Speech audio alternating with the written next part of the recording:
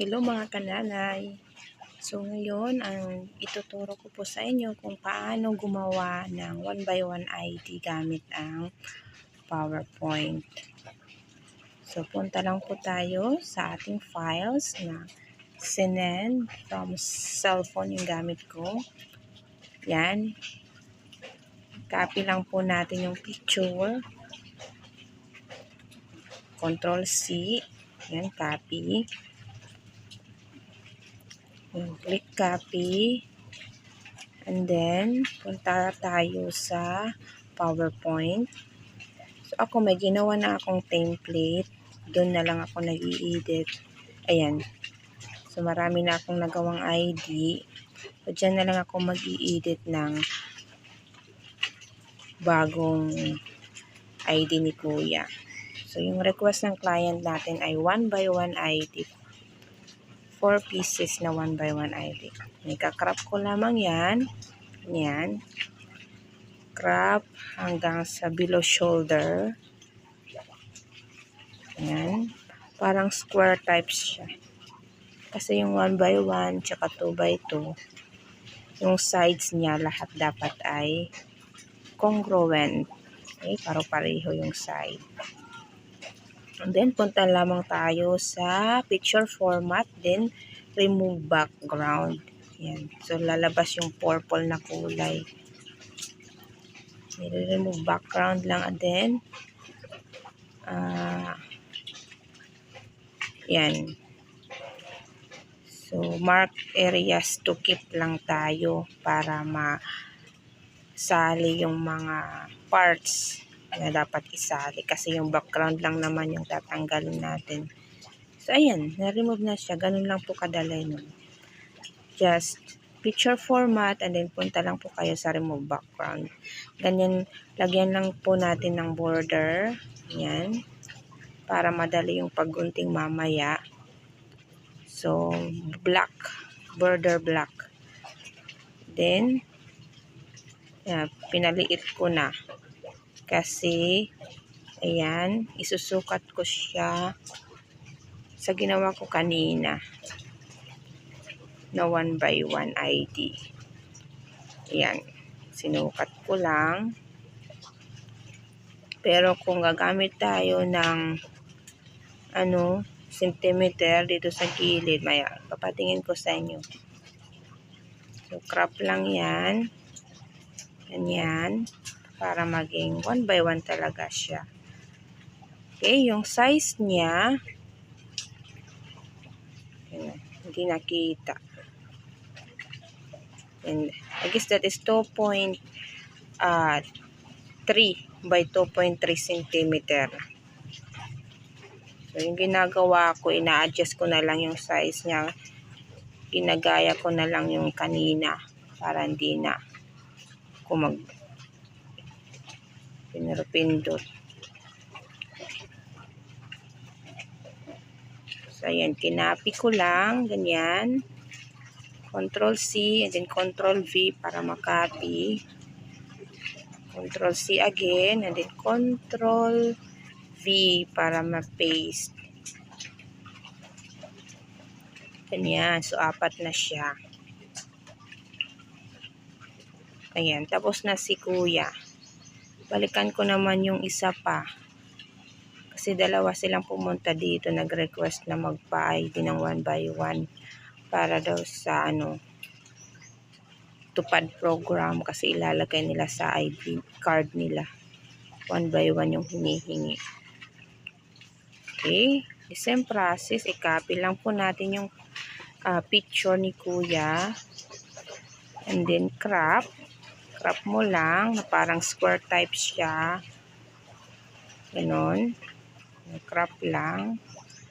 And then, sa picture format, punta ka sa remove background. Click mo yung picture. Punta ka sa remove background. Ayan. Lalabas si purple. Ayan. So, mark areas to keep para madala yung buhok.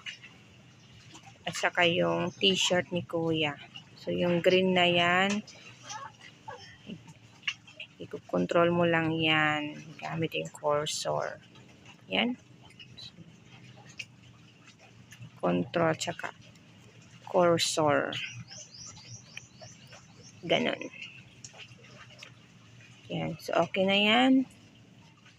I-crop na. No, remove background na. So, puti na ang background ni Kuya. Punta lang tayo sa brightness pa. Light pa natin para medyo ma-bright yung picture. Kasi pag hindi natin i-bright, lalabas na medyo maitim yung ID. So, lagi kong ina-adjust yung brightness para mas maliwanag ang ID. Mas kaaya-aya. Okay, yan. So, isukat lang natin yung kagaya kanina, ganan. Okay. Gayahin lang natin yung sukat kanina na 1 by 1. Adjust na lang para mas madali. So, down, then i-copy para maging 4 din sila. Yan. So, yung border, yung purpose ko sa border ay para mas madali ang paggunting ko mamaya. Kasi pag walang border, hindi may straight yung paggunting ko ng 1 by 1 ID. So, Control-C lang. Again, Control-V or paste para maging 4 sila. So, linagay ko sa taas si Kuya kasi sayang yung photo paper. Yan. So, 2, 6 lahat sa ibabaw. Ganon. So, 8 lahat. Okay. So, ngayon, ready na yung printer. Naka-on na siya. Then, kailangan kong isaksak yung cord para makunik ang printer sa aking laptop. Yan. Saksak mo lang yan. Ganyan. And then, kuha na tayo ng ating photo paper. So, ito yung gagamitin natin. Photo paper glossy. 230 GSM para mas makapal. Mas maganda kasi pag mas makapal kasi hindi siya madali masira. Okay? So, pipiliin yung photo paper yung mas mataas yung GSM, like 230 GSM. Pagkatapos, ayan, linagay ko na yung photo paper. Sige. Print na ako dito sa laptop. And, punta ako sa file. Then, print. I-adjust ko lang yung setting. Page 29 siya. Then, punta ako sa printer properties. Saan ka na? Yan. Punta ka sa printer properties and then gawing A4. Dapat naka-photo paper glossy ang paper type mo. Then punta ka sa high. Dapat naka-high para mas maganda yung quality ng picture mo. And then print. Okay, ayan. So while waiting, ayan, taran. So tapos na-print na. And then, ngayon kailangan na natin silang guntingin para mas mag-segregate na natin kasi 2 tao yung nagpa-picture. Okay, gunting-gunting. Sundin mo lang yung linyang itim para hindi ka magkamali.